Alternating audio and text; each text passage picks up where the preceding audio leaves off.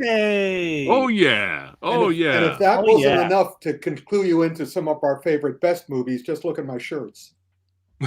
I'm wearing 2 shirts, one with some emblems on them, and one with a little, oops, wrong direction, little logo on it. Oops, I'm doing the right side. There we go. Yay. Okay. Nice. All right, now enough of that. All right, what's going on? All my movie loving badasses. It's your boy Preston PhatSamuraiGuy back again with another video, hanging out with filmmaking legends. First up, from Warner Brothers Animation, Jen and Miko. Welcome back. It's great to see you guys. Hey, it's good to be back. Yeah, it's good to be back. Yeah, Miko, action film Autopsy alumni. Yeah, that's right. Miko, you don't work for Warner's, right? Or do you? No, I work for Skydance Media. Skydance. So there you go. Skydance Animation. The 2 studios in the house. People, which that last one.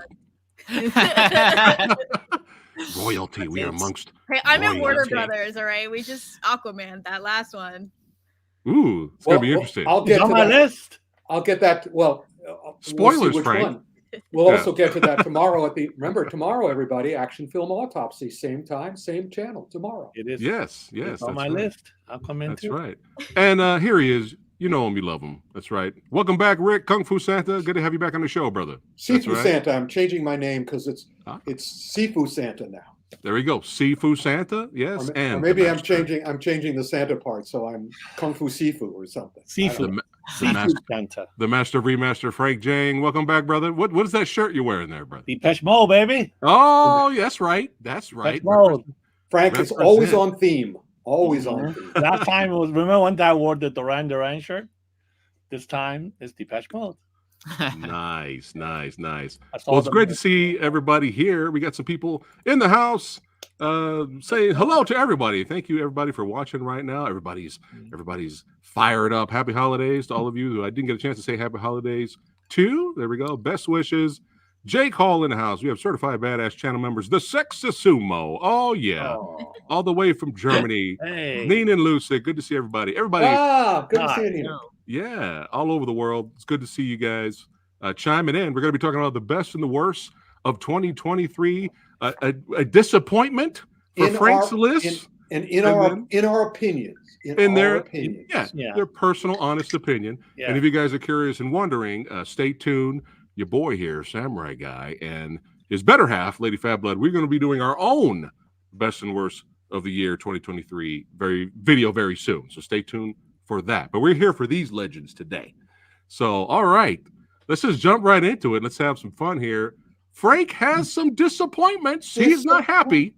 He's got some disappointments of the year. Last year, I only had that, 10 best, top 10, whatever. This year, I decided to spice it up a little bit by including a few disappointments. Yes.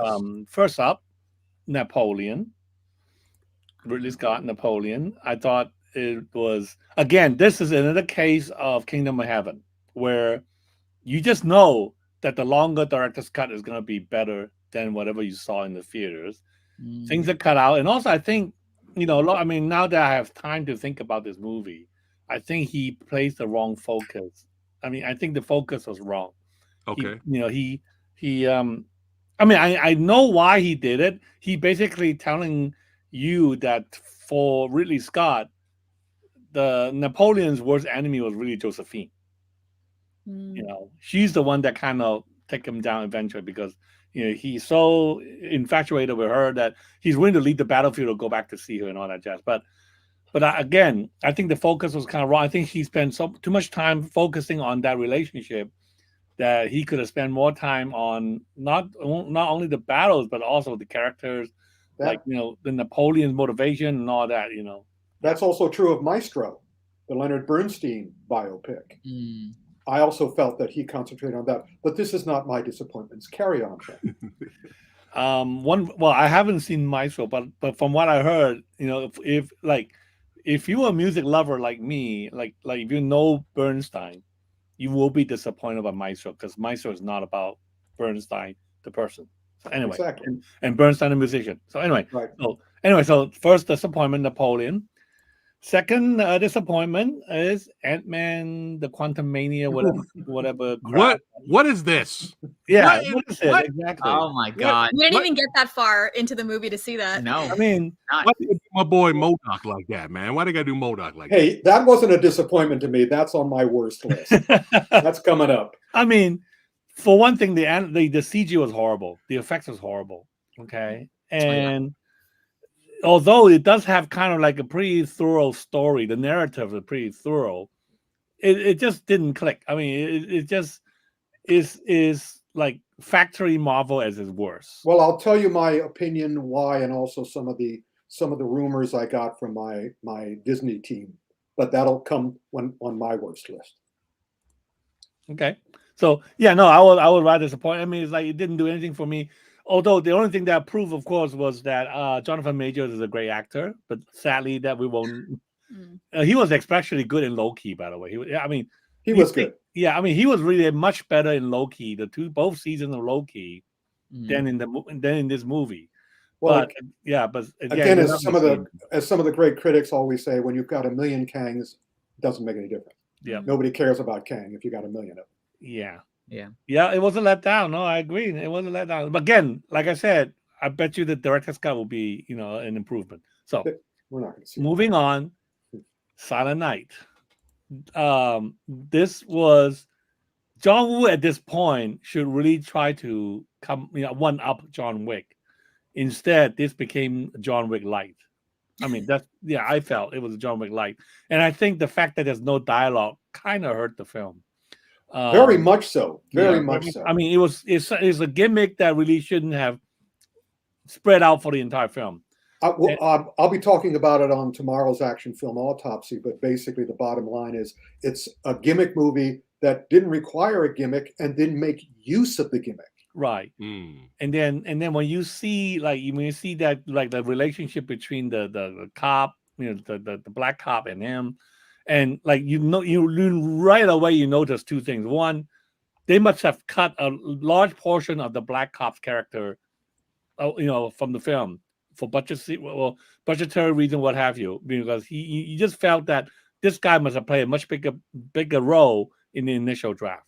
Second, you look at how he interact with, Greg Kinnear, and then you think of how like Tony Leung and Chow Yun-fat interact in Hard Boiled. There's no comparison. No comparison. And also, but the fact that you have the girlfriend that started shooting out of nowhere at the end, and when you were expecting this great final showdown with the final boss, when there isn't one, that was a huge letdown for me. I mean, it had its moments. There was a great car crash. The opening scene was great. Some of the shootout was great. But still, again, like I said, John Wick light. You were hoping that John would have seen John Wick on that, and then he would try to improve it on his own film. Turns out, no, he is. More about that tomorrow. Okay, but it was a disappointment for me. Yes. So the issue is not the no dialogue. It's just they didn't use it well, because everyone's raving about the Jen and Miko. Have you guys seen that sci-fi film that everybody raved about this year on Hulu? Which one? No one will save you. Everyone raved about that movie, and there's no dialogue. Yeah, because they used that. They used that well. They used that extremely well. They knew what they were doing with that. Yeah, I was saying, that was what sounded most appealing to me, but then Frank was going on about how they underutilized it, so that's a letdown. All righty. Yep. Copy that. Okay, and the last film on my disappointment list was that Transformer Beast War, whatever. Yes. Yeah. I'm proud of you, Frank. I'm proud of you to come out and say that was a disappointment. Because you can thank me for that. Frank forgot. No. I reminded him. Yeah, Samurai actually reminded me. What about Transformers, Frank? And Now, I mean, I've mentioned before that I'm a fan of the Michael Bay Transformers film, and I particularly like the last two. The last two that he did. The Age of Extinction and the Last Night. So Bumblebee was already kind of like smaller scale, right? It was okay, but smaller scales. This is really, this is just you have unappealing. Yeah, I know. Yes. You have unappealing protagonists. Ugly even, I'm sorry to say, and I'm sorry. and and then you have very cardboard characterization of the Transformers, like I mentioned last time when we talked about this film, like when you hear Michelle Yeoh doing the Falcon, you're not looking at Falcon, you look at Michelle Yeoh. You know what I mean? And that really took me out of the movie. And and then coming from Michael Bay, it just, I mean, everything else, I mean, all the effects, all the all the action, everything is just such a big step down from the Michael Bay level. So yeah, I feel like I signed up. I grew up loving the Beast Wars. Same. Yes. Yeah. I was like, I took a picture with the Cheetor part of the cardboard cutout stand. I was expecting all of them, and then they were in it for like 15 minutes total. Yeah, exactly. They were underutilized for sure. It was like, what is the point of having Beast Wars? You're not gonna use Beast Wars. Yeah. Exactly. Yeah. Rhinox didn't even talk. No. Yeah. He didn't even talk. I was like, just roared. oh, I bet that, like this character should come out. Like there's all these different ones that like. Yeah. It was such a waste. Yep. Well, we'll be getting into that when we talk about Rebel Moon, which is again tomorrow for me. Because basically what happens is, and you probably know this, when a studio has IP that they feel that they can put the movie out, even if it's not good, because there's an audience waiting for it, they're going to do it. Yeah. Even if they have no respect for the subject matter or for the fans. But again, we'll talk more about that later. So that's it, Frank? That's your disappointment? That's it. Yeah, that's it. All right. Well, I don't have disappointments. I have worsts. I have worsts. And I'm putting them, I believe, in the order of their release this year from January to December. I believe I'm doing that. Yes. And number one, I actually couldn't find 10 movies I hated this year. But again, thankfully, Phat said, oh, what about that? Well, he didn't put it in these words. What about that horrible chop sake sui that you hate so much, Knights of the Zodiac? Sushi. And I said, all right, there we go. It came out this year? Yeah. Well, you see, it did come out this year. Okay. But it didn't come out in January. Okay, McKenyu, though, we got to give him the glow up for going from this to then landing Zorro and doing well in the One Piece live action, at least. Well, there you go. Well, exactly. I feel like that was like a career-ending movie, that Knights of the Zodiac, and then I was glad it didn't ruin his career. Yeah, I don't think that was a movie ruining. I mean, a career ender. I think that was a check, and everybody understood that they were there for the check, and that they could carry on, and they're not going to be sacrificed for how bad.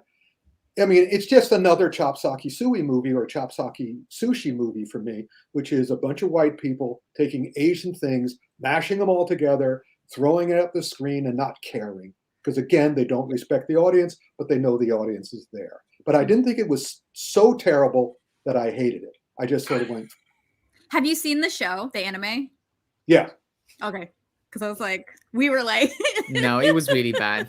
It was definitely, it was definitely very disappointing. The action, it is like what you said, Rick. They would basically take some of the key elements, but they don't respect the reasoning or the context behind those elements, and they just did it without. We'll be getting into that again tomorrow as well when we talk about the live action adaptation of Yu Yu. And again, the difference between a production team that respects the content and the team that don't. So in any case, but speaking of the ones who don't, I don't know what, this is another one of these amazing Twilight Zone disasters that Disney Plus did. And the first one wasn't this year, I believe it was last year. Unforgettably bad. I'm trying to remember the title of it because it's that little kid, Artemis Fowl. Disney, they did the adaptation of that, and I'm watching with Kenneth Branagh as the director, and I'm going, and that's what happened with Willow this year. Willow was like, and I love that poster. I chose that poster for Phat to put up specifically because that's the show in one image: a bunch of people standing around. the whole thing is they just go from place to place, talk to each other, no urgency, no adventure. The action consists of two of those characters standing amidst a bunch of antagonists who threaten them, who are going, oh, we're going to attack you any second. And they're going, oh, they're going to attack us any second. And they don't. And that happens over and over and over and over again. Mm-hmm. And it was like, and of course it goes on for whatever, 8 episodes, an hour each or something. And it's like, I said, I love these actors. I love the idea of the show. Mm. But why didn't they do a good job? Again, there's no way of knowing what happens. I, again, blame all of this stuff on Bob Chapek. Because, no, I do. Because all the people I've talked to is that he had an insidious effect on that studio. And he got rid of all the creative people and brought in all his yes men. And they just fucked around. They just fucked around with these things and sort of stomped. You know, the producers, 75% of the producers in Hollywood stomp on creative people's dreams, and 25% support them. But whatever. Then I put this one in just for Frank. Number 3. Uh-oh. This is totally bull. Oh, it's totally bull. I'm sorry, Frank. The only reason I bring it in there is that because they're up there, the second from the top. I just bought this from Welco. Let me make this very clear. Today. Wandering Earth 2 is a good movie, but the action is, well, this is my number 1 on my disappointment list, Frank, because of course it has the great Wu Jing, who should be the greatest kung fu star in the world now, and China won't let him do his kung fu. And they have this wonderful action sequence. It's a wonderful action sequence, Frank, but they don't let Wu Jing pay off his kung fu move. It just, otherwise it's a good movie, but it's deeply disappointing to me because of how China, he made Wolf Warrior the most successful action Chinese movie of all time financially, and they wouldn't let him do number 3, even though he had already announced it. So let's get off of that. But that one was for you, Frank. Anyway, he also didn't fight in the Meg 2. That surprised me more than him not fighting. Yeah, because he wasn't in China, but these guys all have to kowtow to the Chinese government. I understand, because they live there and they work there and they have to keep working. And I get it. The only guy who's able to put it in is Jackie. Jackie is still able to put in his little pieces. They forgive him. They let, because they know he puts it in soft. He doesn't put it in hard. And also he uses team, whatever. Now, number 4 on my worst list is the aforementioned Ant-Man Quantumania.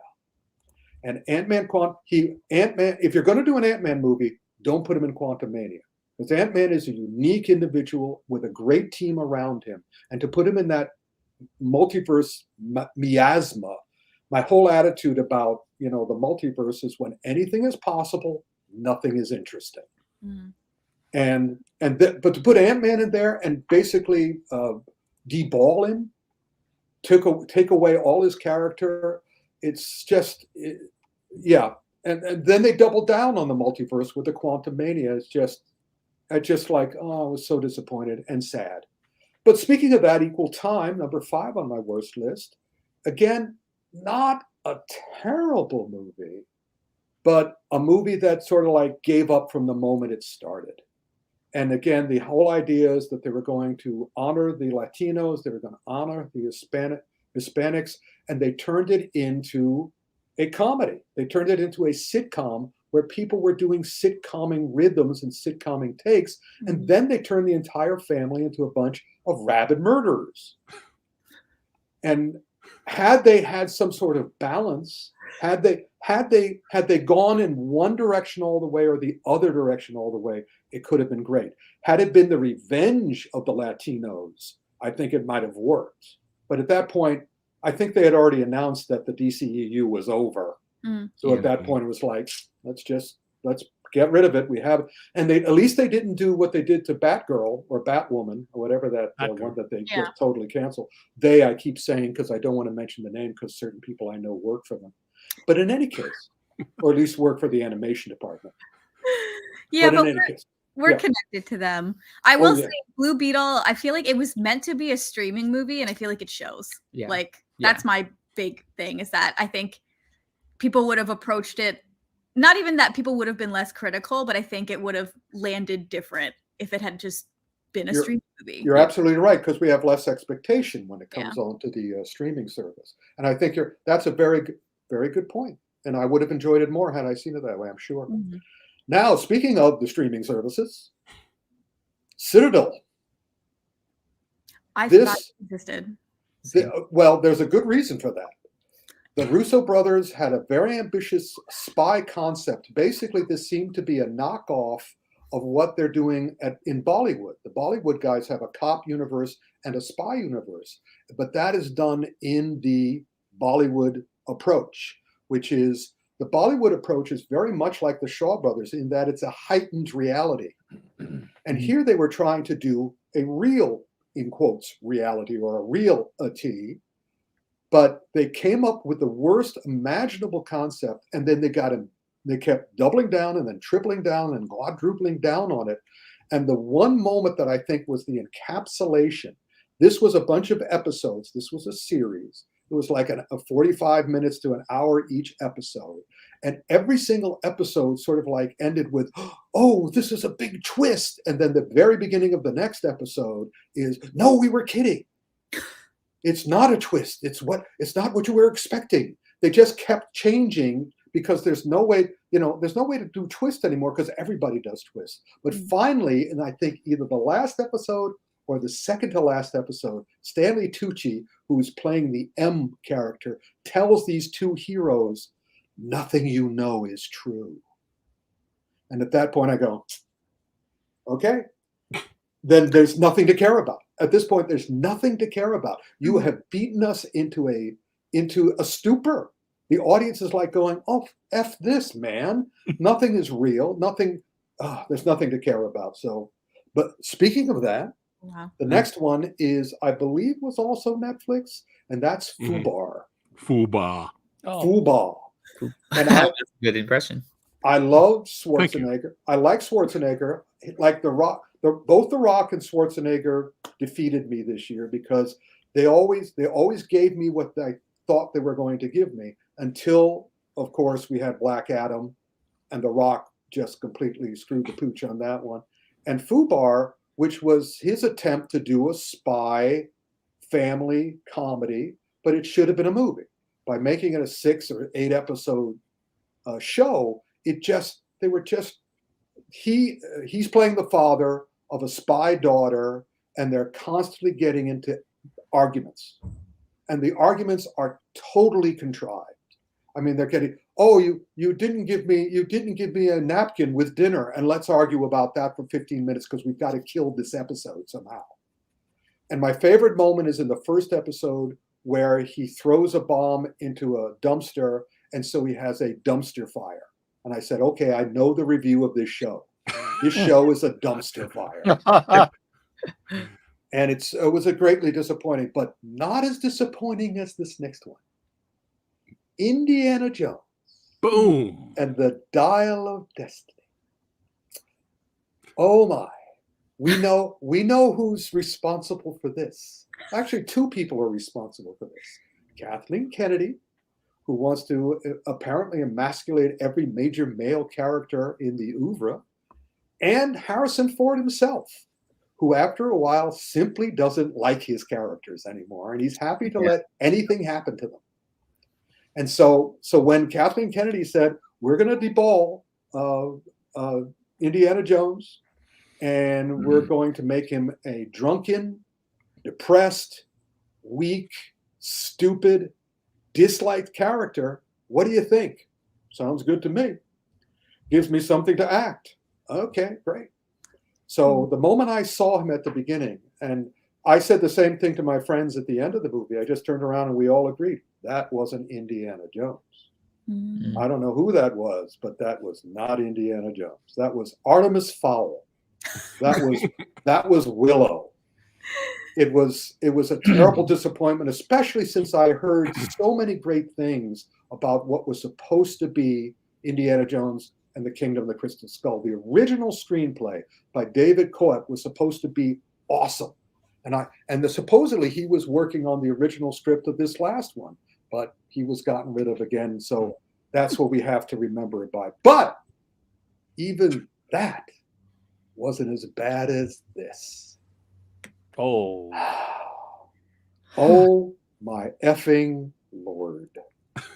That was Chapek's revenge in a nutshell. Could they have made anything worse?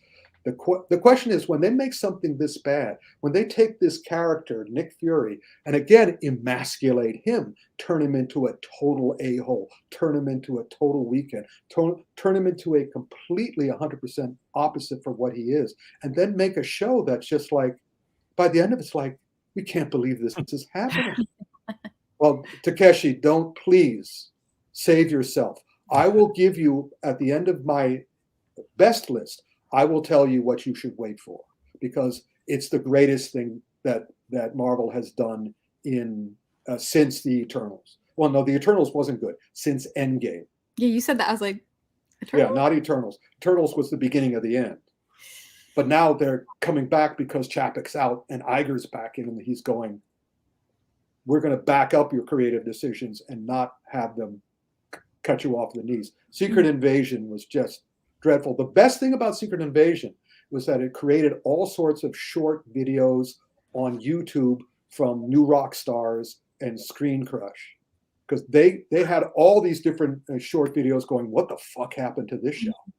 I feel like Secret Invasion gave me permission to stop caring about the MCU. Hey, because it's like that clip, the scene where Emilia Clarke, when she like has everyone's powers, it's like you said, it's like when everything, like when the sky is, when there's no limits, like there's no stakes and you don't care. And I was like, okay, I still watch once in a while, but I went from being like every movie, you know, we'd go to every movie together, and now it's just like I am so behind and I don't care. Well, here's the thing, because I've been resurrected and I won't tell you, but what if everything was good again? What if everything was not only good I feel like again, it's tough because I'd have to believe it, which would require me to have to watch them again. It's a half hour. They're half hour. What if they were only half hour episodes? Okay, fine. I hear good things about what if. And what if they were really great? But we'll get to that later. But in any case, let's do I had a hard time finding the last worst of the year. I was going to put in Rebel Moon, but then I didn't mind it. I thought Rebel Moon was. No. I think that's the one. Well, we'll get to you after this, but let me do my little symbol for why I liked Rebel Moon. I just fast forwarded. I fast forwarded to the fights, and the fights were not bad taken individually. They were still Zack Snyder stuff, but I'll explain this tomorrow too on the Action Film Autopsy as to why he did what he did, because my issue with that was, you have all your power now, Zack. You have your Zack-offs. That's your crowd. I call them the Zack-offs, his audience. And they'll back him on anything he does. And so will Netflix, because all Netflix wants is something that they can put on that they know people will watch. Mm-hmm. And Zack Snyder stuff, they know people will watch because he has a Zack on. And that's what you chose to do? A ripoff of every single thing you've ever seen? Because, if we had a drinking game for Rebel Moon where you chose what inspiration that he was ripping off in that scene, we'd be drunk within the half hour. Yeah. We'd be in the hospital with alcohol poisoning within the half hour, because it's just so derivative. But again, I didn't hate it because I just watched the fight scenes. What I did hate is something that was very similar to Citadel, which was Heart of Stone. Very clever title. Cool idea, done abysmally. Just abysmally done. Just the action is terrible in that show. So enough of my worsts. Do you want to talk about Rebel Moon, you guys, or do you want to save it till tomorrow? Save it to tomorrow. Tomorrow. Okay. Yeah, we'll do it. All right, so now we're back to you, Frank, I think, with your bests. Well, hold on a second. Well, never mind. We have a super chat. Oh, my goodness, a very generous super chat from Certified Badass channel member John Bonney. Thank you so much for supporting the channel, keeping this show going. Godzilla -1 is at the top of my list. Wait for it, Best John. films of the year. The latest Mission Impossible is number 2. Yeah, I on the first one, does not agree on the second one. I agree with them. But thank you, John. Thank you so much, brother. Thank you for the wonderful super chat. All right. it is time for Frank's Best. And we're going to take a look at it on Facebook here. Hold on one second. Let me do a little screen share action here. What? Hold on. All right. Boom. There we go. We're going to blow it up. Look at that. Oh, whoa. Look at that. That's right. That's your favorite, Frank? No. It's not number 10. No, this is your best. We're doing your best now, Frank. No, number 10. Number 10. No. Yeah, this is number 10 for Frank's best list. Yeah, number 10. All right, here we go. We're going. I'm starting going right to now. Countdown like 10-1. So yeah, this is number 10. I know. Look, look. It's all right, Frank. It's all right. The range. The opening with the Nazis are great. True. I actually like the finale. I like the fact that he went back to that period. True. And that was so stupid because I actually didn't get the hint. Every Indiana Jones films, remember, whenever he lectured, whatever stuff that he lectured, in the beginning of the film, he always he always ends up going to that place. And I should have caught that when he was talking about Archimedes and all that stuff. Yeah, I did catch that. I didn't catch for whatever reason. Didn't save the movie for me. Well, I didn't catch it. I think it's because I didn't expect them to do it. I didn't expect them to go all the way back to that time period. So when they actually did it, I was pleasantly surprised. But again, like you said, Rick, I hated the demasculinization, the castration of his character. And then rather than stay in his place by his choice, the girl punches him in the face. And then his life is saved by his wife coming back. But she had no reason to come back. It just was so much. Oh, yeah. Okay. No, I agree. No, number 9. Number 9. No. Let me finish one more thing. No, Go ahead. Look, hurry. It had its moments, but again, I didn't like the way. We don't know what it is. Like you said, it could be Harrison Ford's choice to portray him like that. We don't know, right?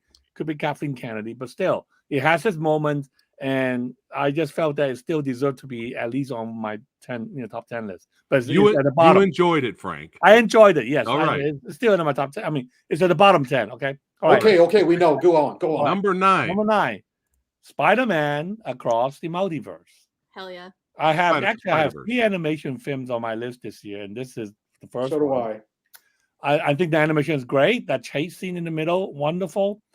I think the reason why the one reason I didn't put this on a higher part of my list was for 2 reasons.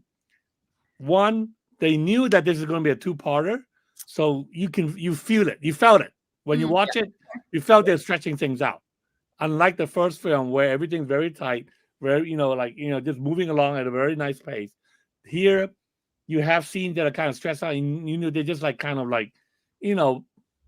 like stretching out for time because they're saving the stuff for the next film. And of course, it ends on a cliffhanger that I didn't appreciate because now we're going to wait to see what happens next. So that's, but other than that, this is a fine film, as good as the first film, but again, looser in terms of the narrative and the pacing. But the animation is just wonderful. So this is number 9. But the next one, this is why I put this next animation film above Spider-Man. Oh, number 8, Ninja Turtles. Oh, yeah. I was like, how do you not know what it's going to be? I did not expect this film to be so much fun. So good. I did not expect the animation to be so great. I love the style. I think the style is wonderful. Yeah. It's part 3D, part comic book. It's a very innovative style of animation. And Jackie Chan has one of the best role of his career, as the Rat. Wow. Again, I think, I went in to see this film with very little expectation, thinking that this is more for kids and stuff. I was laughing my ass off. This was a fun film with lots of jokes intended for adults and Ice Cube was great too. I absolutely enjoyed it. Yeah. That's so true. No, this is a fantastic film. I hope they do more. I hope they do more. Yeah. So this is number 8. Number 7, the only Marvel films that deserve to be on this list: Guardians of the Galaxy 1 and 3. Right. Again, I think it's because of James Gunn. Yep. Because of his storytelling, his characterization. Great art design, great production, great humor. Some of the jokes is there's some great visual jokes that I just burst out laughing when I saw it. It's just great, and it put a nice little resolution to all the characters. Well, I didn't like the resolutions that much, but I did love the one-shot fight Yes. scene. Yeah, that one-shot fight scene, that was a pretty amazing. I mean, considering that being a physical. I thought the villain was one note. The villain was one note. Yeah, I mean, this is a major problem with a lot of these comic book movies now. One note villain, and they really have to stop casting African American actors as the villains.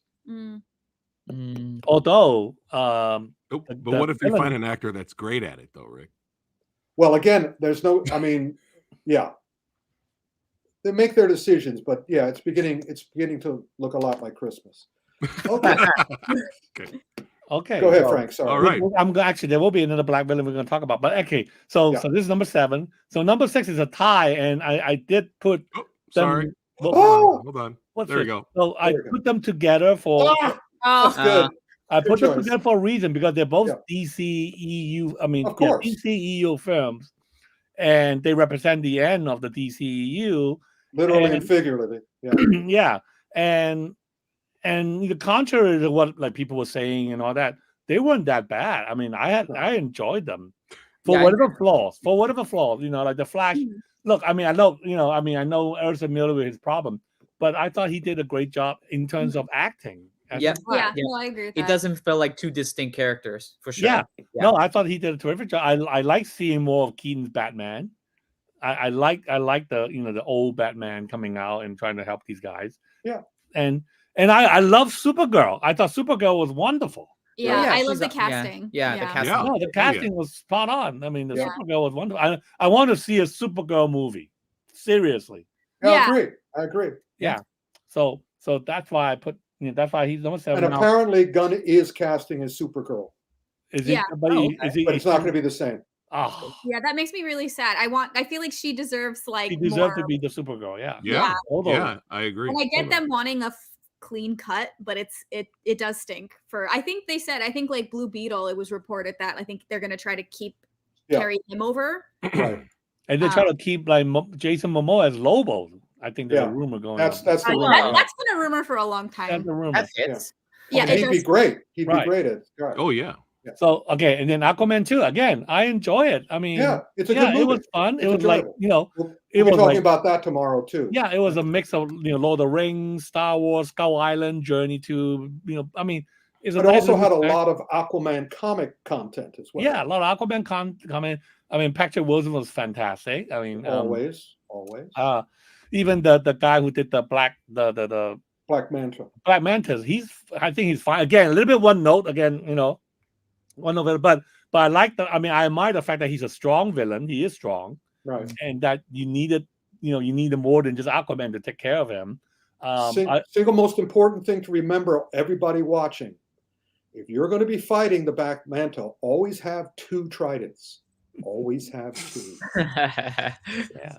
And the effects are, the effects are great. The animation of this is fantastic. I mean, there's some interesting, I know Rick's going to hate me for saying that, but there's some interesting camera shots that I really kind of like. I don't hate you for saying it, but I will bring in my little friend. OCII. Oh, no, of course it is. But anyway, I have fun. And actually, I'm going to go see it again in 40x 3D to, just for the heck of it. Yeah, why not? Yeah, why not? I do feel sad this was the end of the DCEU. It kind of go out with a whimper. It ends with some guy eating a cockroach. But it's still, that I think they did on purpose. Yeah. When you're at the 40X, do they spray water on you? Water and air, yes. Oh, that's awesome. Well, the chair moves. The chair moves like crazy. I knew that. Yeah, I need to try it. Yeah, they spray water, they spray air. Yeah. So but I'm going to go see it again in 40X on Sunday. So you're going to be drowned. You'll be drowned.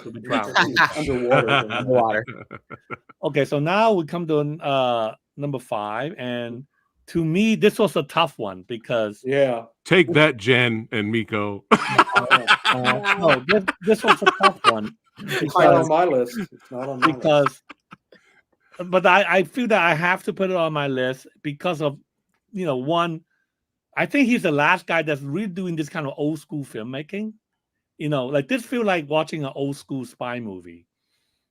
I mean, just the way, Well, it depends. I would rather it to be a Sean Connery than a Roger Moore. Oh, yes, of course. But and he's doing a Roger Moore spy movie. Right. But in the absence of a Bond film, I mean, who knows when we're going to get the next Bond film?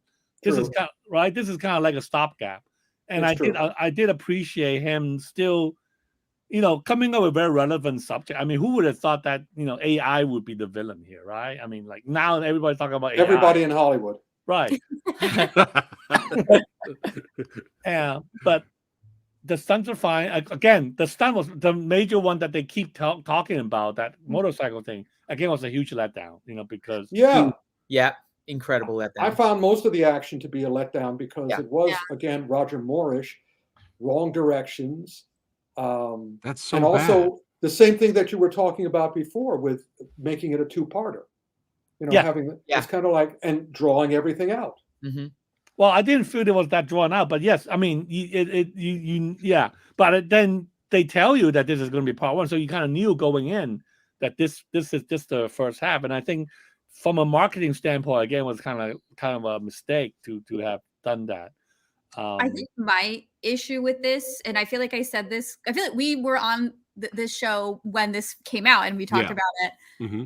I feel like my issue with this is that naturally with this being like the 6th one or whatever number it is, they have to obviously he wants to up the stakes and up the stunts and up the actions and the set pieces. So it's like just getting a little bit too ridiculous. And I like to compare it to the Fast and Furious series because tonally it works with Fast and Furious. Oh, yeah. Wow. Very much. Very Fast true. and Furious, has escalated. I mean, the first 2 were very straightforward, very grounded. The third one it doesn't quite jump the shark yet, but it's the escalation, you go with it and the characters go with it. There's a level of self-awareness, especially Fast 10. The level of self-awareness and jokes in that one is but I feel like he still wants Mission Impossible to be very serious. Yeah. And it's you can't do that when you should have died 800 times. And it's just kind of getting to that level of ridiculousness without the tone to match it. And also the problem is that the last 2 Mission Impossibles were excellent. Yeah. And so he's like so many, like Stephen Chow and others, he's competing against himself. Yeah. Mm-hmm. And in this case, he didn't get close. And I also thought that I also felt that COVID hurt him. I think the COVID really hurt the film too. You're absolutely right. Right. So that's why I'm giving him quite a little bit of slack here. Yeah, you're putting this film on my list. Now, I don't have Fast X on my list, even though I did enjoy Fast X. Oh, I did too. Because it reminded me of wrestling when I love John Cena in it because it was a wrestling movie. It was a WWE movie, basically. And I thought Jason Momoa hammered up really well. I think he he was great. He was great in it. The reason I didn't put Fast X on my list was because you just know that some of the action is all CG. And I think that really took away the original purpose that you really should be doing lots more physical effects when it comes to car chase action. Like the last CG. Again, everybody go to Netflix and watch The Lost Bullet 1 and 2 if you want to see real car stunts. Yes. So those are astonishing. Right. I mean, I thought about tying this one with Fast X, and I thought, you know what, Fast X, no. I mean, as much as I enjoy Fast X, I don't think it really, compare to whatever effort that he's still putting in his film. So I do look forward to the next one. And I hope the next one will be even better than this film. So. Jen, is the next one going to be the last one? For Mission Impossible? Yeah. I think that's what they said. That's what he said. That's what he says. But also, he was also quoted as saying he'll do them as long as he can. Right. So if the next one's a huge success, there'll be another one. If it's not, if it's the same sort of reaction as to this. Not box office wise, I feel like this one did really bad, didn't it? Yes, yeah, that's why he's saying it maybe for the Barbenheimer. That's true. Yeah, that's why he's saying why he's saying the next one may be the last one, because this one did soft. Yeah.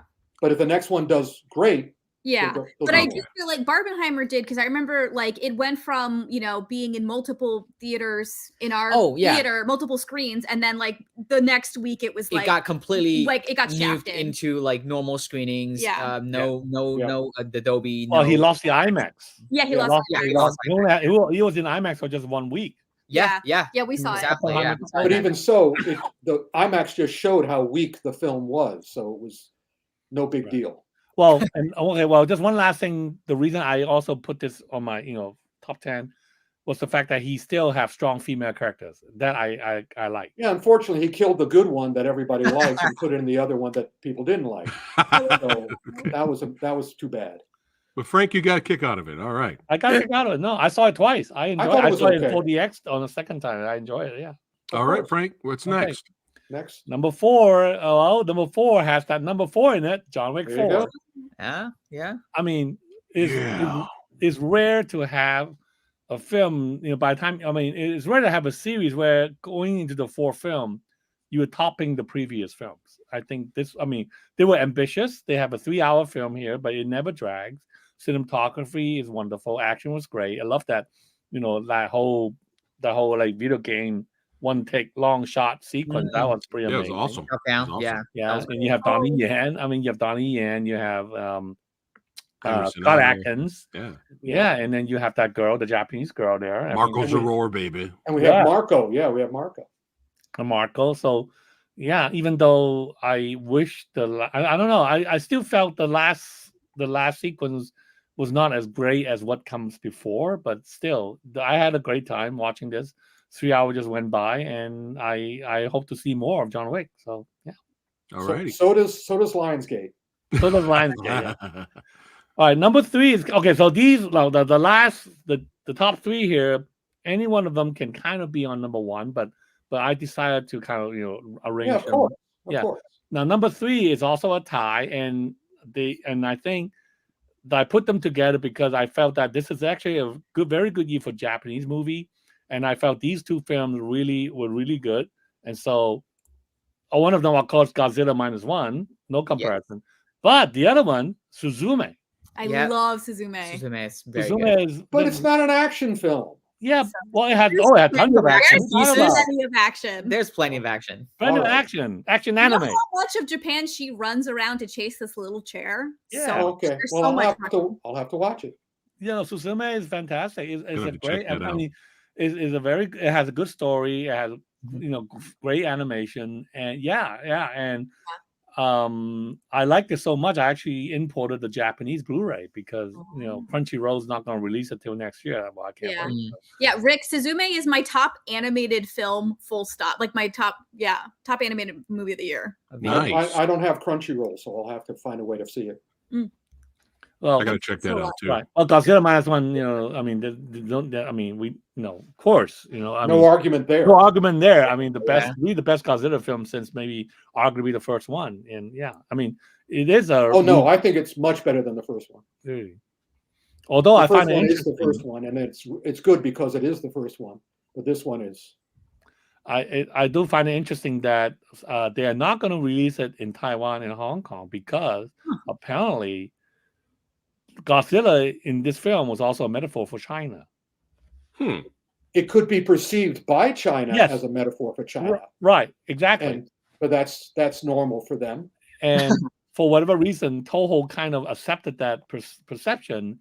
And so Hong Kong and Taiwan and China is not going to see this film. They're not going to release it there. So that's interesting. They won't see it in the theaters, but they'll see it. Oh, they'll see it, but just not in the theater. Yeah. But great film. I hope there will be a sequel, and I think there will be a sequel. So, they're already working on it. Okay. Mm-hmm.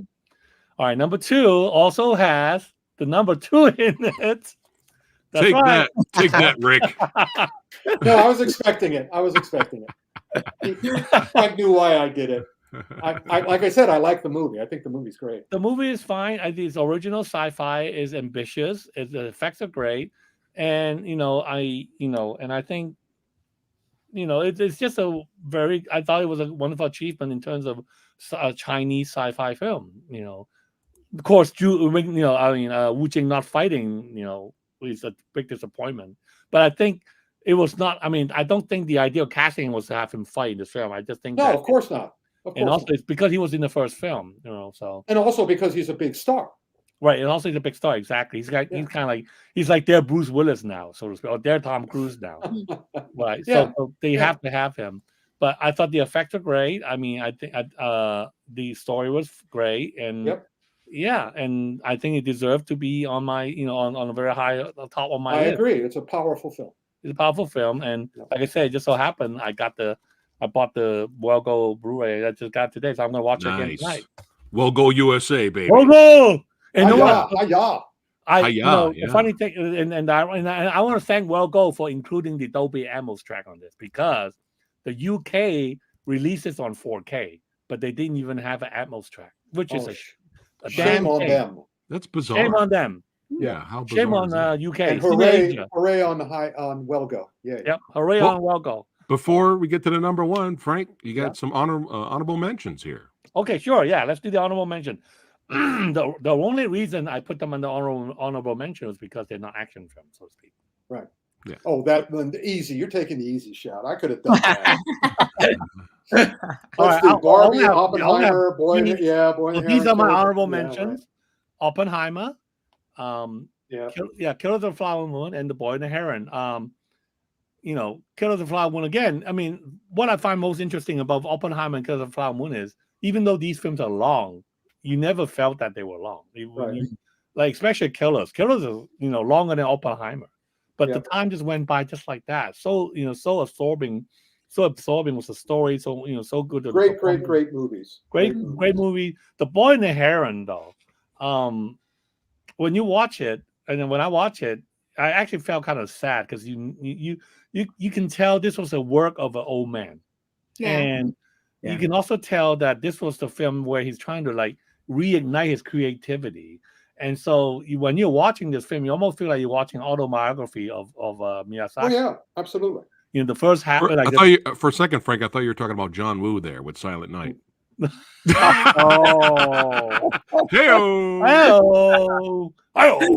No. So like the first third, the first third of the film, you can feel that is him, like feeling old and sad, like running out of creative juice. What should I do? And then, of course, he saw that book, like How Do You Want to Live Your Life? And then, of course, you have the Fire Girl. The Fire Girl is like his creative fire being reignited again, Yep.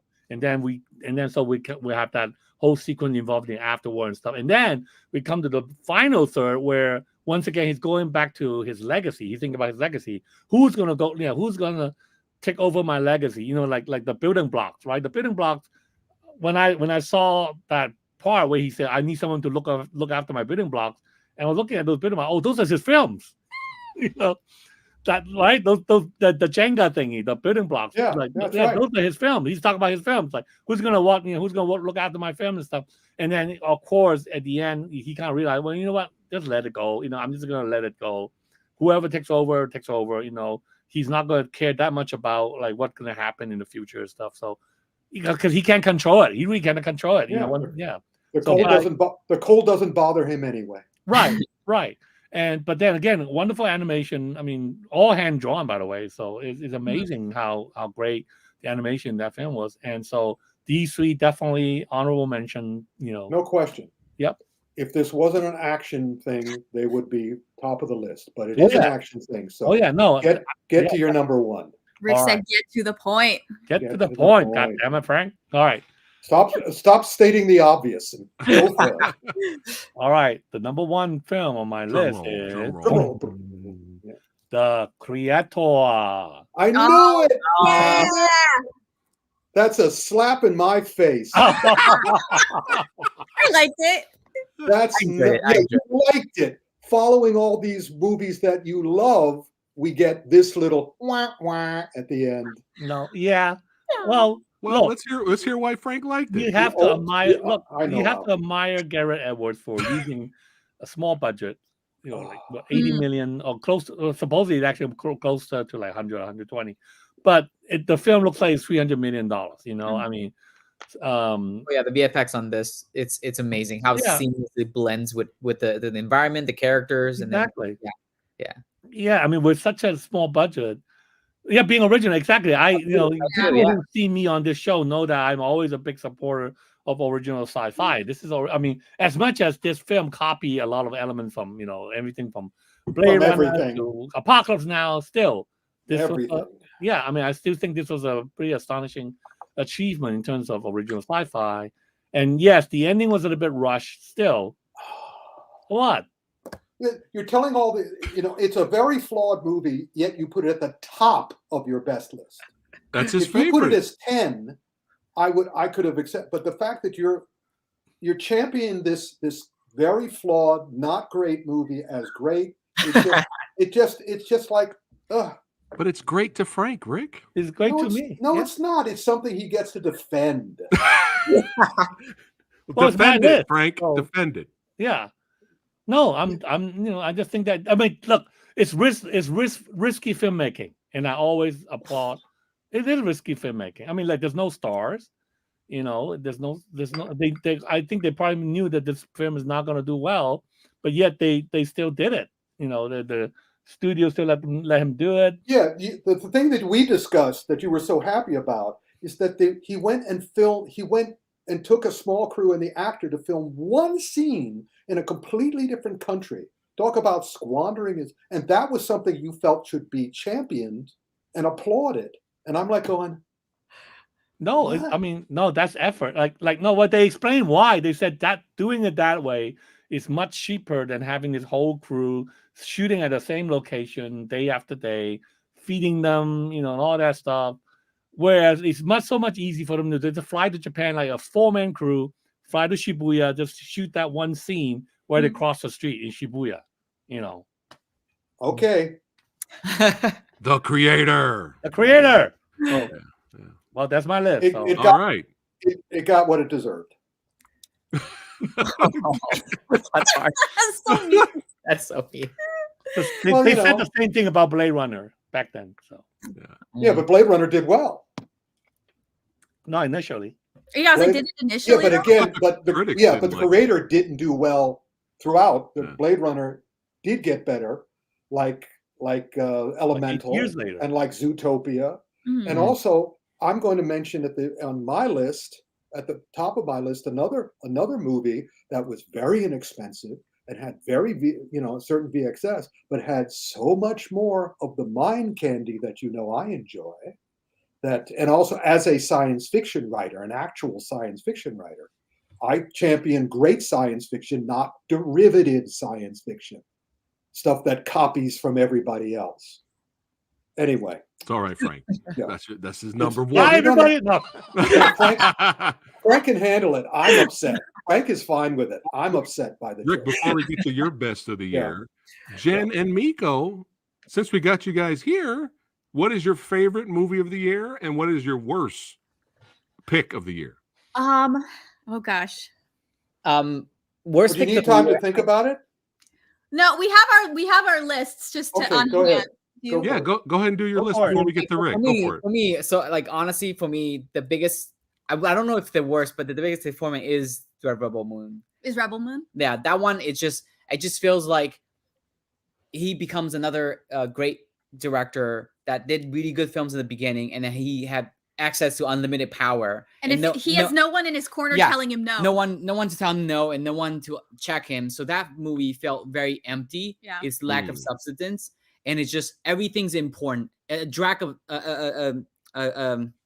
what is it, like the beans falling on the ground is as important as anything. Oh yeah. It's slow-mo. Yeah, the slow-mo. The slow-mo. Random slow-mo. This random slow-mo, like in 300 and the like most Watchmen. Snyder movie to ever Snyder. Right. Way back when he first started, there a lot of slow-mos created a huge amount of tension and focus and impact for the film. But now this one, every single character has it, but it's a fetch quest of every single character. And like, why do you want to help this person? Oh, they must have alternative motive. But no, let me not think about that. Let me just put that aside me and just focus on the action. And I feel like it's good that he's making the part 1 right now, like as an indication. But I personally won't watch part 2. But also he's doing a 4-hour director's cut and he's doing an R-rated version. That's so ridiculous that's needed. Yeah, but what I'm saying, that wasn't needed because he's doing a Netflix.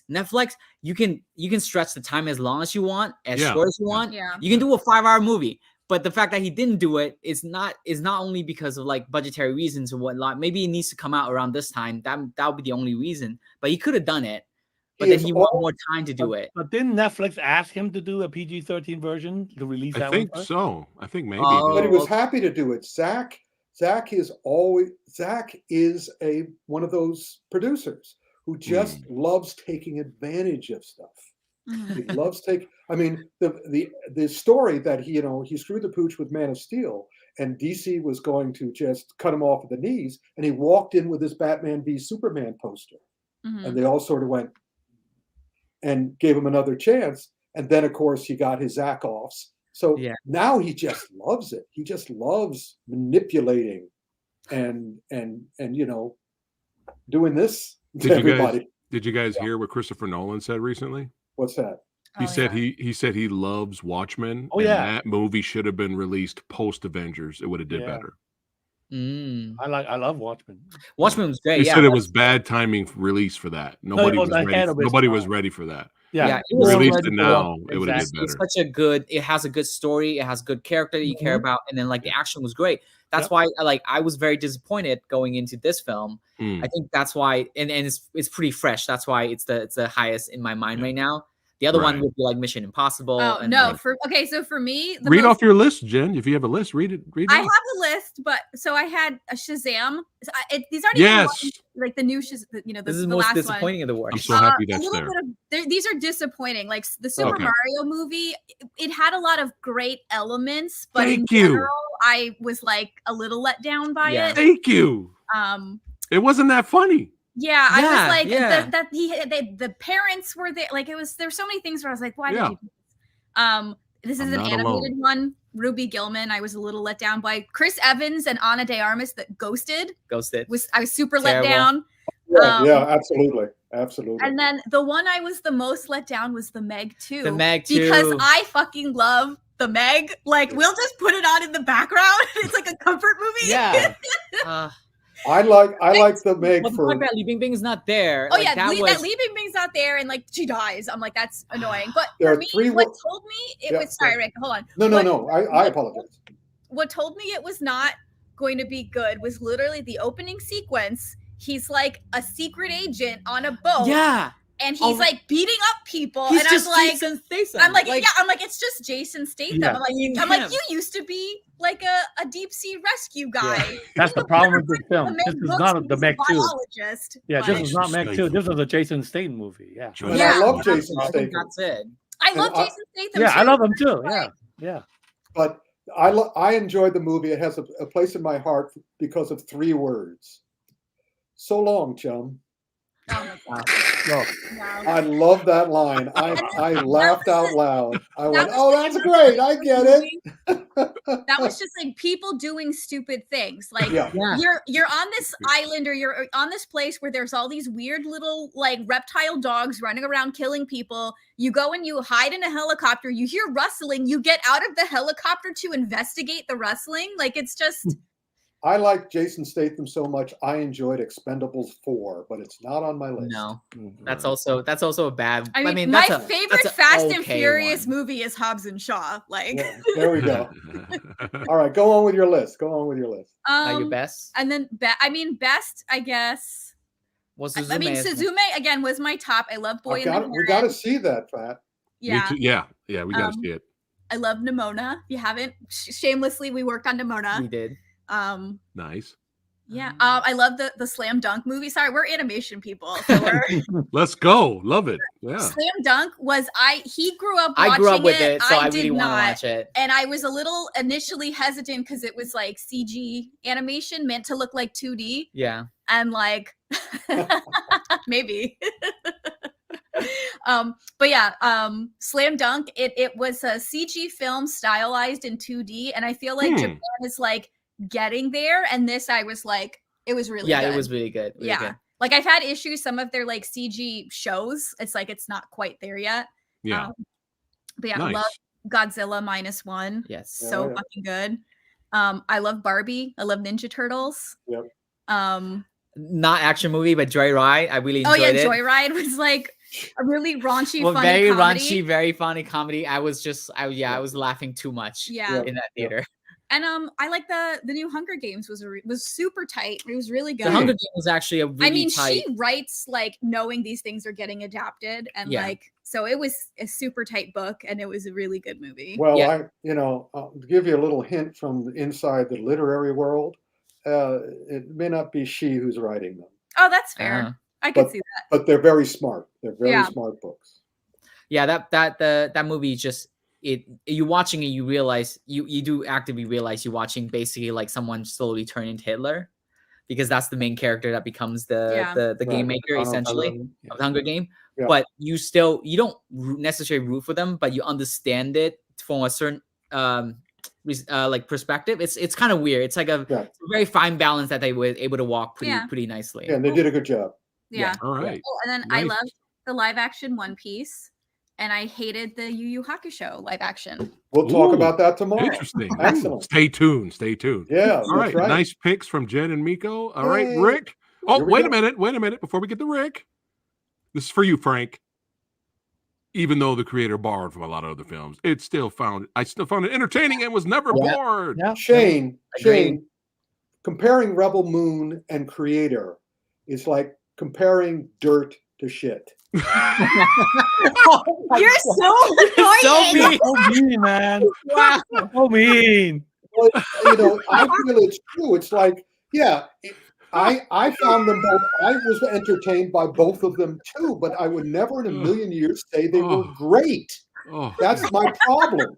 They're okay.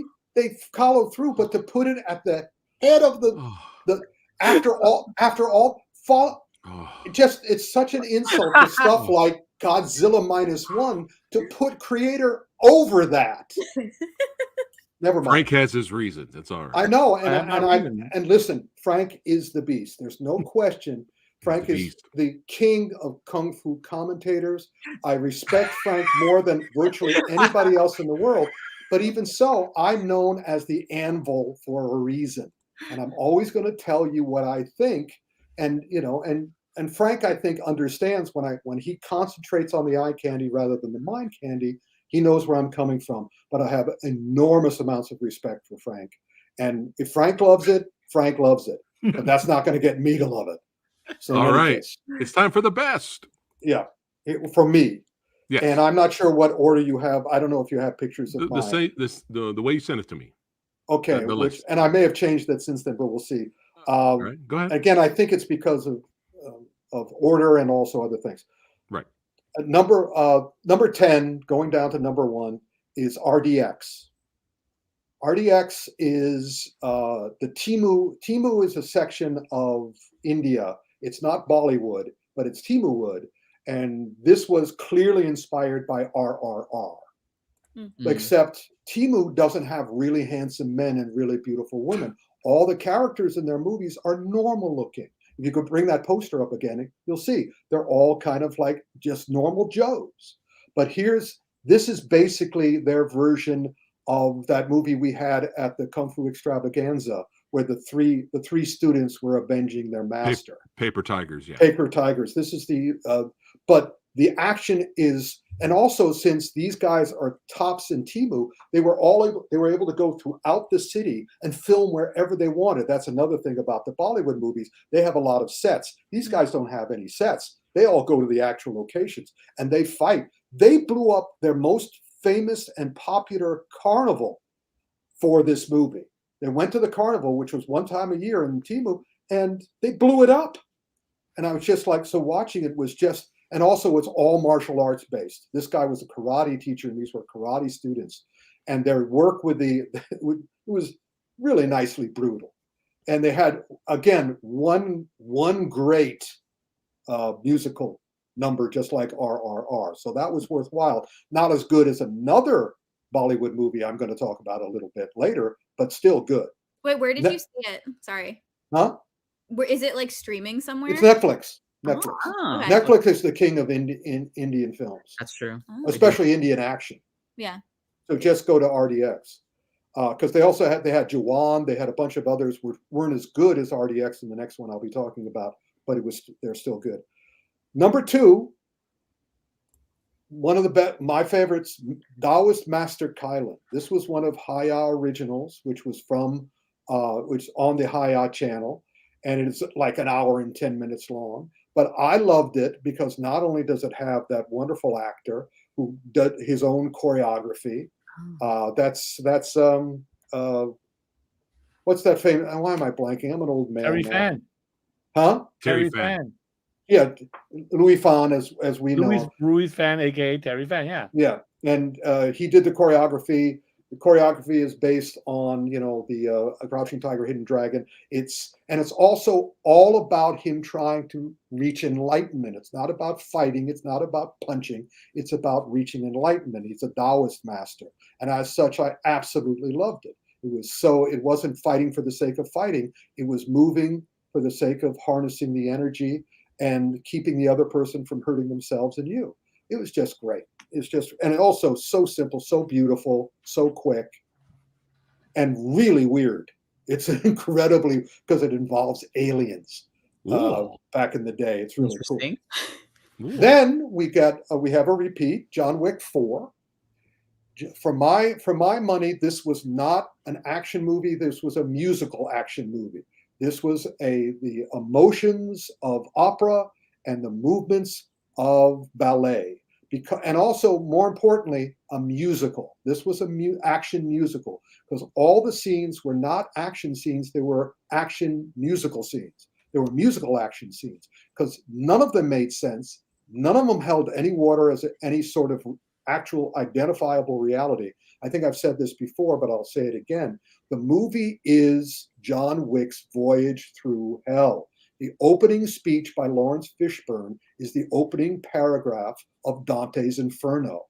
And Dante's Inferno is about Dante being brought through the 7 circles of hell so he can find peace. Absolutely no question that's what this movie is. If you count the major action scenes, there are 7 of them. And at the end, what happens? John Wick finally finds peace. That's so cool. It's absolutely true, because none of this movie does not make any sense or any sort of identifiable reality if that isn't true, because nobody gets hurt, nobody gets scratched. The only blood in the entire movie is at the beginning of the movie, when Lawrence Fishburne comes in and John Wick is punching the board and you see there's blood on this. But otherwise, he is getting blown up. He is getting hit by cars repeatedly. He's being thrown out of windows. Not a scratch. Not a scratch. Say something nice about this movie. Yeah, well, that's it. But also, and each of the fight scenes are musical numbers.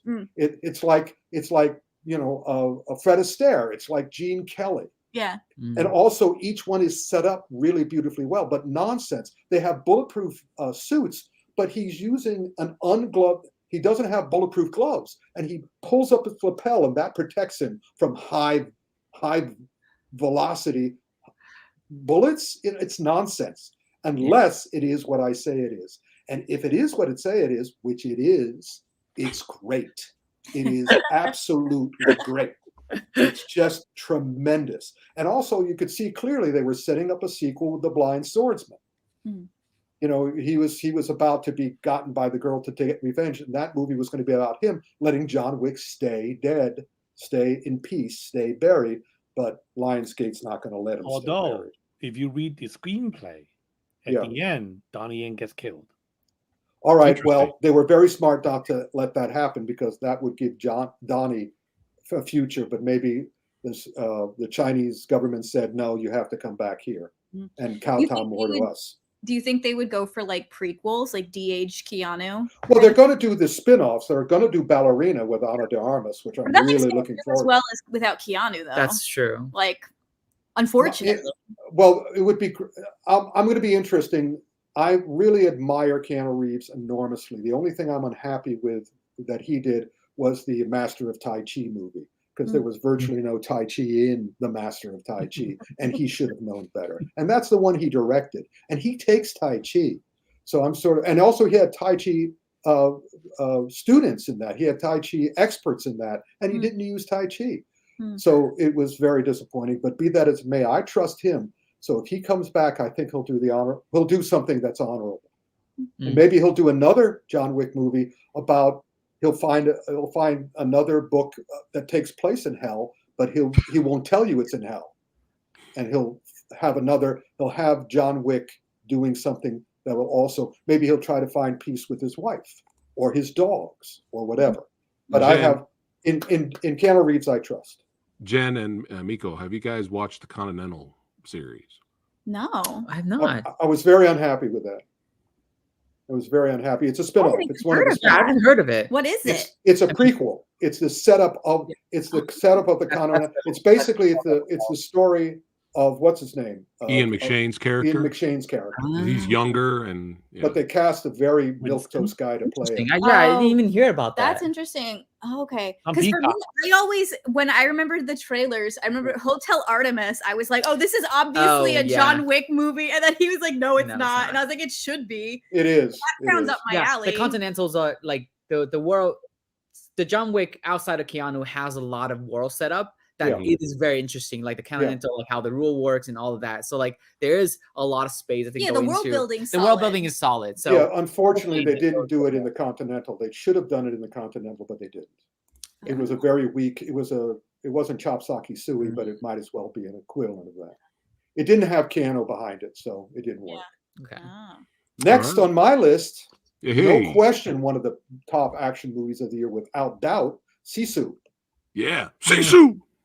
Sisu is just a delight and an example of how the international filmmakers are bringing realistic action back into movies. The Lost Bullet 2, and Sisu now. Lost Bullet was French. This one is Scandinavian. Well, I think it's Swedish. Yeah. And it's just tremendous and terrific. Nonsense, but terrific action movie. It gets increasingly ridiculous, but even so, they stay on just a hair's edge away from unbelievable, but still darn good, especially since the title, Sisu, is all about never giving up. Mm-hmm. So they back that up. They give you the mind candy in addition to the action candy. So that was cool. And what's the next one? What's the next poster? The next one, originally you had Guardians of the Galaxy 3 there. Yeah, I took that out. I'm going to save what I was going to put in for this second to the last one. Okay. Let's go to Reacher. Okay. I'll put Reacher as my number 5. Yeah. It's what you were saying that it's. I forgot whether it was you or which of you said that it's rare that a show gets better as it goes along. But I found that several movies like Mission Impossible and Fast and Furious got better as they went along. Fast and Furious didn't get really good until the 5th one or the 6th one. And Reacher is better in the 2nd season. I enjoyed the 1st season a lot. Yeah. But the 2nd season is really, and I've read the books, and this is very honorable to the books. And the action is great because he fights in character. Nobody else in the show fights like he does. He fights like Reacher. And a lot of headbutts. A lot of headbutts and a lot of fist butts. But also, I don't like fists because fists are stupid things to do, but it's Reacher. And Reacher was trained in the military, and he has a group of guys. And he's just getting better. It's a very enjoyable show. Yeah. Dolph Lundgren meets Sherlock Holmes. Yeah. Oh, yeah. And that's all I've ever wanted. That's all I've ever wanted. I've always wanted Batman to be the greatest. They called him the world's greatest detective. And I thought the Batman movie was going to be that. And no, he's just a terrible detective in that. So this was really good. So then next we have. I was like, wait, that reminds me. I forgot to plug another movie in the best. Go. Say it. I didn't think about it because I've seen it like 800 times. But go ahead. I haven't seen it on Amazon Prime. Merry Little Batman. Yeah, that's great. That is very good. I helped make that one. Awesome. Nice. Yay. All right. We'll talk about then we must talk about that tomorrow for the action film autopsy. Yeah, absolutely. Because I'm like, I've seen it for years now, and I'm like, I forgot it came out. It just came out, yeah. Everybody give her a sitting ovation. There we go. Yay. So next is Across the Spider-Verse. Yeah. And I love that. I loved every second of that because as an animation fan, I was not bored. I didn't think they stretched it out. It was more time for me to look in every single corner, at every single thing. And also, I was so engrossed in it that I forgot it was part 1 because they don't say part 1. So I loved my reaction to the ending. So when the ending happened, and I was so involved in it, and then there was a cliffhanger. I went, "Oh, that's right, it's part 1." And so I went, oh, I'm sorry I don't see the rest of it right now. But that made me understand how great a movie it was. That it was like, come, show it to me now.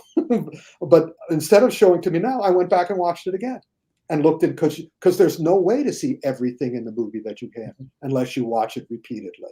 So yeah, I was a big fan of that, and I'm really looking forward to the next one. And speaking of being a big fan of something, and speaking of Blind Swordsman, my next one is Eye for an Eye, Blind Swordsman. Yeah. The Chinese version of Zatoichi with the wonderful actor who played the kid in My Father is a Hero and all the rest of it. Yeah, repeat the name again, Frank? Zimao. Zimao, right. This is why Frank is here. No, Frank's here. Frank is definitely the yin to my yang. Frank is here to promote the creator. There you go. There you go. I think Frank's Stay here to strong.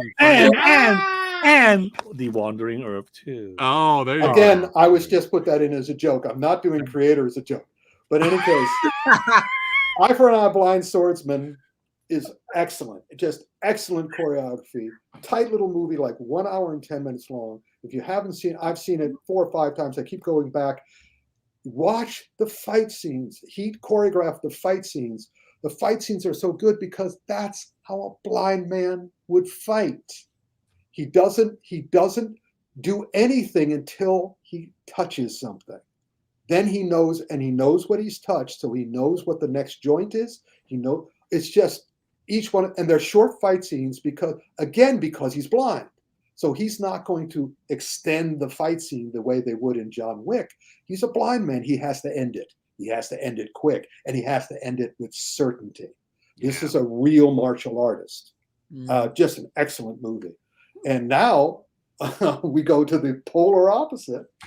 The other Indian film that just totally blew my mind. This is not the animated Leo, which I also enjoyed. The Adam Sandler. That's what we thought. Yeah, no. You were giving Frank so much shit for having non-action, and then you have Adam Sandler's animated movie. No, this is not that. This is another Temu movie called Leo, which is based on the David Cronenberg movie. What was it? History of Violence. History of Violence. Yeah. This is a Temu movie, 3-hour Temu movie with a stunningly great musical number based on that, except this is Straw Dogs. The way I reacted to Straw Dogs when I saw Straw Dogs for the first time, the Sam Peckinpah movie with Dustin Hoffman, this has some of the most brutal fight scenes I have ever seen in a motion picture. I have to see this. And it's not about blood. Again, it's not the bloodiest movie I've ever seen. But in terms of the sheer brutality of the fight scenes, it's... Are we talking like Raid 2? Yeah, but Raid 2 is martial arts. Mm-hmm. This is what they called, one of the Temu newspapers reviewers called it a celebration of violence. It's not a history of violence. It should be a celebration of violence. Show the fucking blood. Well, no. Here they don't need to show the second blood. What did I say? What was I saying about? Classic. So funny. That was great. What was that? Rebel Moon, to be honest. Well, what was I commenting on when I said that originally? I think it was the Ryan Gosling Russo brothers movie, The Gray Man. The Gray Man. Also terrible. The Gray Man. Yeah. But be that as it may, Leo is an amazing movie. If you want to see the art of fight scenes, it does. Certainly by the end of the 3 hours, it wears out its. I mean, by the end, I just had to go. Okay, go ahead, let it wash over me. And then the thing that really pissed me off is that it was a setup for the next one. The last scene is the cliffhanger setup, and I'm going, you can't follow this. But especially the first two fights. Any action filmmaker should watch the first two fights in Leo, which is on Netflix, along with the other Leo. You can have a Leo double feature. Be a palate cleanser after. Honestly, the Adam Sandler one was not. It was not bad. It wasn't bad. It really wasn't bad. It was fine. I enjoyed it. I like Adam Sandler, and I like his sense of humor. Now, number 2 on my list absolutely no question. I'm wearing number 1 and number 2 on my, I'm wearing my heart and number 2 on my sleeves, which is number 2. Absolutely. They're going to have to do a really awful job of the last episode tomorrow to ruin this for me. What if season 2 is great? Mhm. It is from an act, and I'm talking specifically from an action standpoint. It does more than that. It resurrects the emotional content of the Marvel heroes. I care about every single Marvel hero in this, and they do a brilliant job. Because, you know, after Ant-Man and all that, I didn't care about any of them. I didn't care. I stopped loving Ant-Man. I love them all here. And they've gotten back their mojo because, again, Chapek's out, Iger's in, Feige has power again. But beyond that, the action in these episodes is exceptional. This is why I've always preferred animation action to live action action. Because live action will only work if you have a Jackie Chan, you have a Jet Li, you have a Wu Jing. That's why I'm so disappointed they're not, or a Donnie Yen. You know, you look at the Indonesian guys who were fighting John Wick in the last one, and at the end of the fight scene, they couldn't help but look at the camera and go, "You're kidding me, this guy beat us?" But in any case, but here, because it's animation, everybody's an expert, and it's a cornucopia of fight techniques. Tonight was swordplay, which was awesome. Yesterday was true kung fu. The whole thing was about true kung fu. Just brilliant. The one before that was fighting. Just amazing sequences of fight scenes. And I'm just like, I can't. They're doing this in a half an hour. It is so well done. I keep looking, and you know, I talk to you guys all the time about who choreographs animation? Because I know we had it in Kung Fu Panda, and I choreographed Minions: Rise of Gru. But who choreographed this? They had to have had a choreographer because it's so good and it's so many different styles. I keep looking for creative consultants and advisors. I can't find them yet, but I'm going to go over it like a fine-tooth comb. It is amazing. It is exceptional. I am thrilled. But now, number 1, no question. The creator. Yeah, that's right. Creator's number 1. Godzilla. And we all say it together. Creator -1. Godzilla -1. But here, eye candy, again, $15 million movie. But what makes it work for me is beyond the wonderful special effects, the exceptional special effects, the special effects that makes Godzilla real again, or maybe for the first time, because that was a huge difference between Godzilla versus 1, and this is why I think it's the best one of all time, because it was clear in the first Godzilla that wasn't real.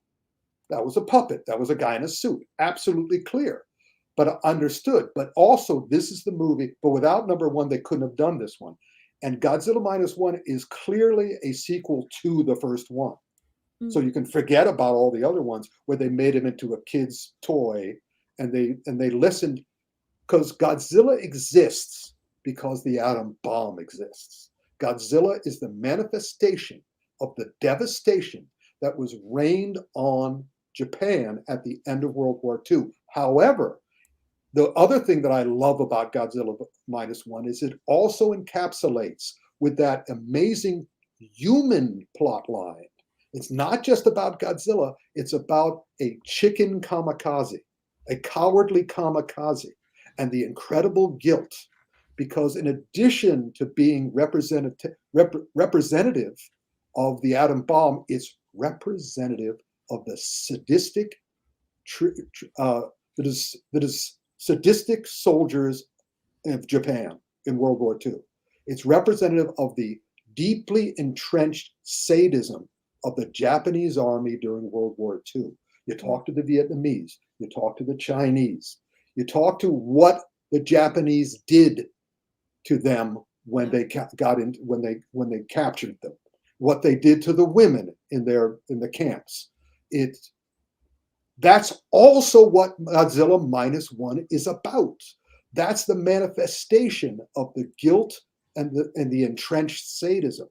And as such, and it works on every level. There are so many levels to this movie, and it's powerful, not just because Godzilla is so cool. That's why a lot of really great filmmakers don't listen to the marketing that got at the end. They always give the viewers test cards, and that's why a lot of the filmmakers don't listen to the test cards, because the guys don't know why the movie is so great to them. They go, because it's Godzilla in it, or because of violence, or it has a pretty girl, or it has guns. None of that. It's all these layers of creativity brought to us by the writer-director of Godzilla -1. And it's like, when I saw this movie, I immediately sat there and watched it again. I had to, because I'm going, this is a work of art. This is, without doubt, to my mind, the greatest film of the best film of the year, without question.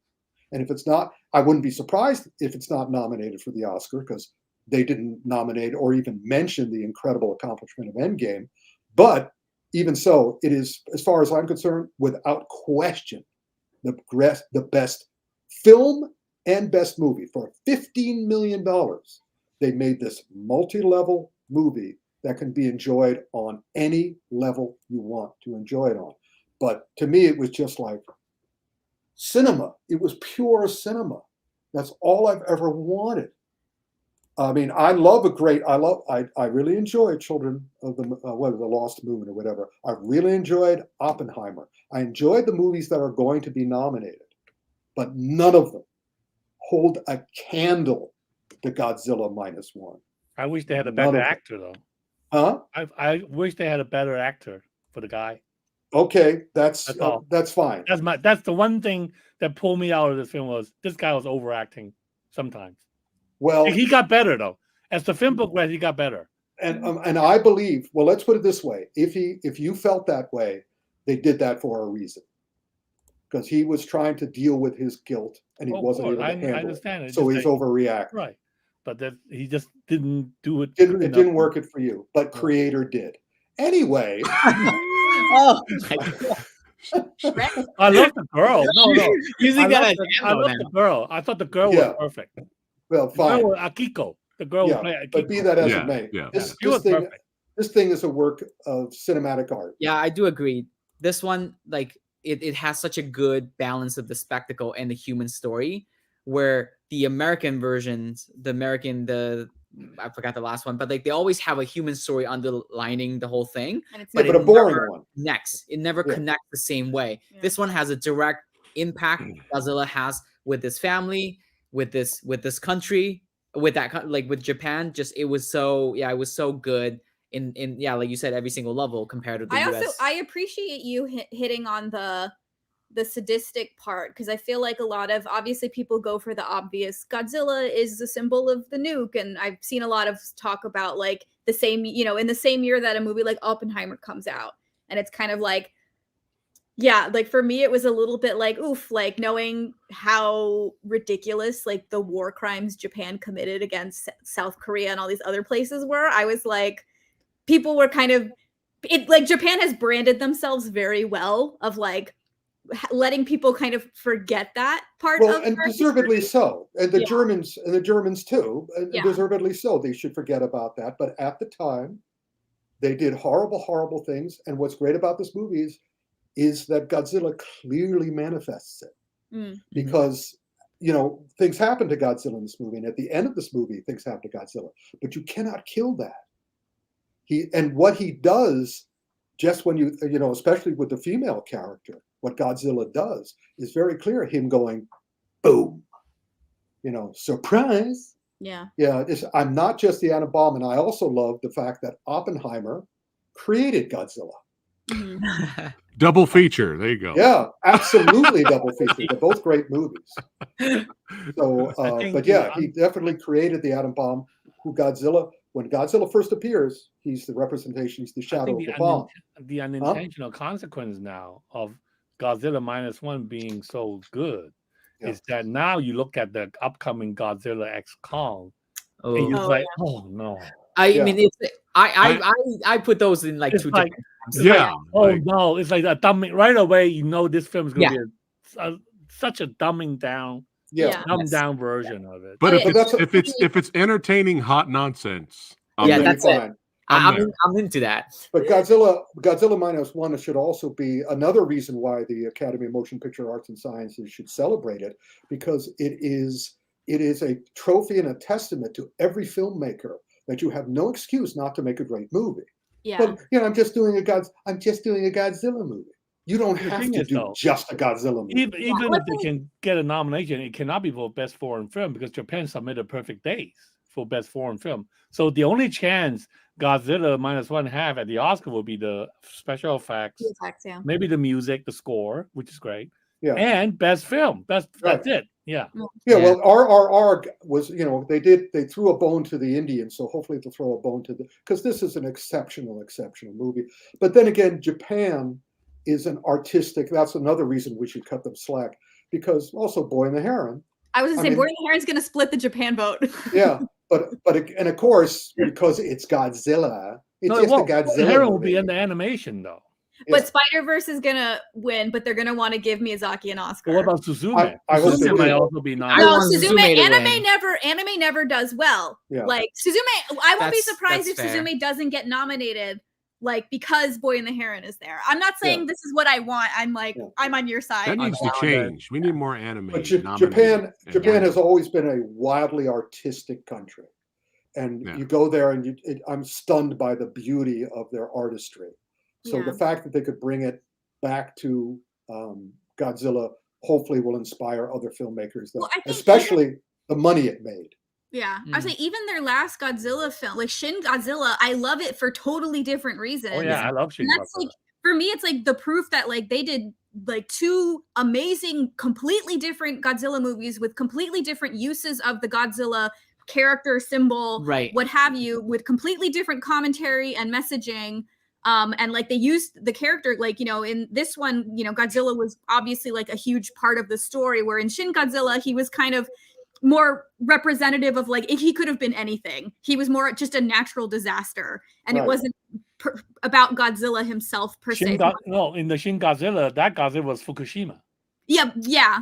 Like it was more just about like a black comedy about like bureaucracy and dealing with something like a Fukushima. Yeah. So it's like you have these two, like again, like these monster movies that are looked down on that were amazing movies, and then you look at what America has been trying to do. Just spectacles. that's the thing. Like the US, it's like you can do it. They've done it twice in a row. US is very good at spectacle, and I feel like the Godzilla -1 does a good job of doing both so well. No great artist, no great director in America is going to do a Godzilla movie. So it goes to the guys who are going to make crap out of it, because they're going to make not crap, they're going to make chopped sake sushi out of it, because they have no understanding or respect. I don't even know who directed the last several. Well, it's the same thing. Anna Winger directed the Godzilla Kong one. Yeah, Anna Winger. And the new one coming. Yeah, and the new one too. But I mean, the thing what I'm trying to say was, now you look at like, I think the problem was the dumbing down, because the past Godzilla film and also animation give people these, give Americans this false impression that Godzilla is about fun, kids stuff. Right, but that was all the other Godzilla movies, which is understandable. But now he's brought it back to where it should be, and we'll see what everybody does next. But at the same time, yes. But I have something to interject. Yeah, I love Godzilla -1. We gave it an A+. Yeah. But does every single Godzilla movie moving forward have to be serious and depressing? It won't be, because this guy was an artist. I'm interested to see what he does as a follow-up. I say we celebrate Godzilla -1 for what it is, but not every Godzilla movie moving forward should be Godzilla -1. It can't be. War, depression. You got to move on from that. And it's okay. It's okay to have fun in each But how can you have fun with such a menacing Godzilla, though?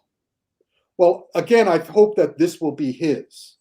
That the director and writer of this one will do their Godzilla the same way that everybody's doing their own Batman and their own Joker. Right. Yeah, I think so. The Godzilla in this one looks really much like a monster. Like really much like a monster. I love it. Compared to like the American one, which is like more of a muscular lizard. I mean, I feel like it's like why people are so excited for James Gunn's Superman, because it's like people are, and why My Adventures with Superman was such a successful show. It's because people miss that interpretation of the character. They miss like a softer Superman, not like an emasculated Superman, but just one who's not like the original Superman. Zack Snyder Superman. Sorry, guys. The original. No, don't apologize. We all agree, or at least I agree.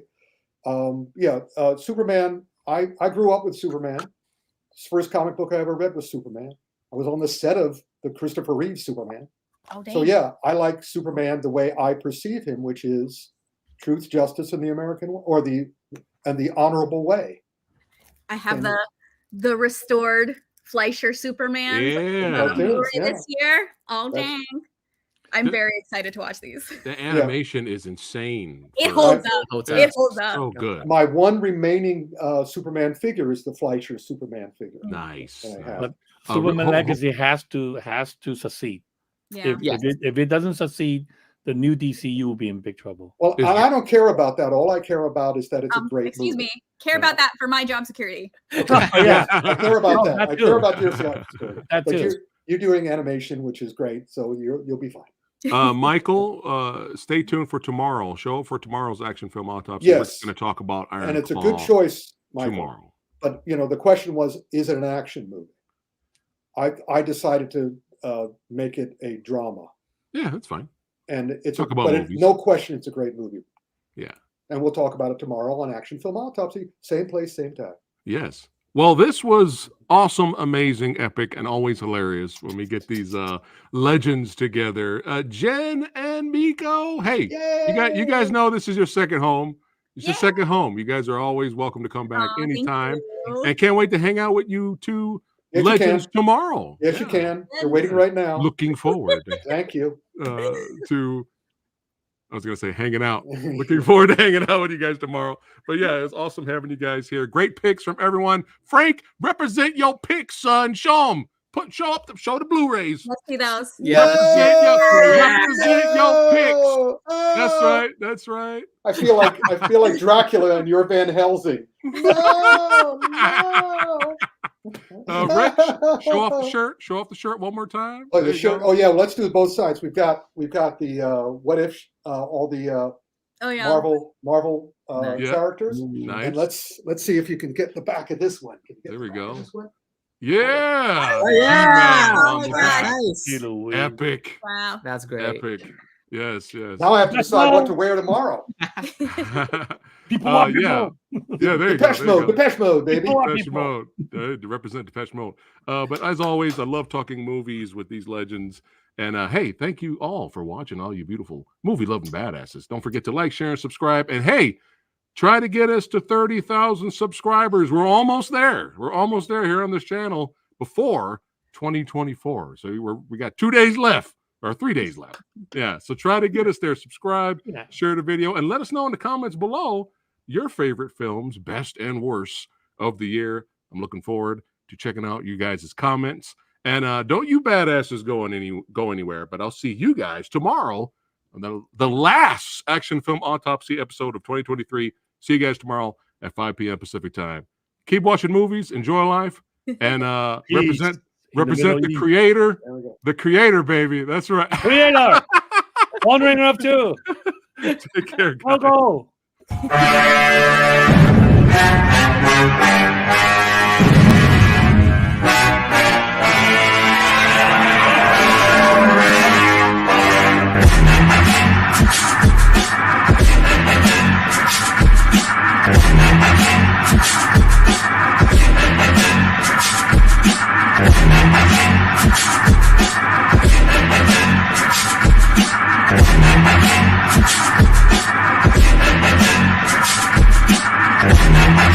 Peace.